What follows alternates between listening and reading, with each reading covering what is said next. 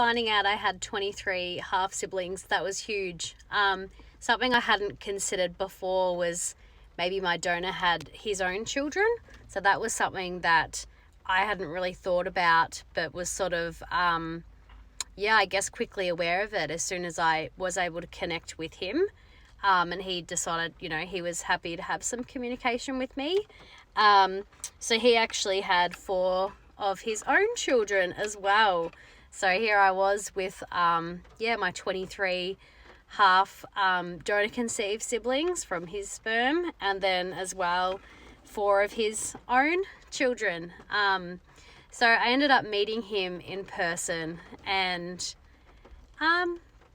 it wasn't anything, it wasn't like, I wasn't looking for a dad. And I don't know, I feel like maybe some people could be longing for that.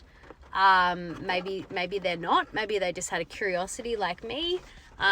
People have all sorts of reasons why they might want to pursue this. It could be to find out about medical history, because as a donor conceived person, obviously that sort of information isn't necessarily given to you, especially for people, I would say sort of my age, which is 30 and older. When IVF was a little bit more hidden or a bit taboo, I feel like that information wasn't really available. Like my donor, when he donated, he was told it was going to be anonymous and that it was always going to be anonymous. And then obviously years later, the legislation changed, and so that would have been a huge shock for him. I am grateful that he did decide to meet me, but we don't have an ongoing relationship. He is an older man as well, which, my dad, who I grew up with, is much younger than him. So we do have this sort of big generational gap.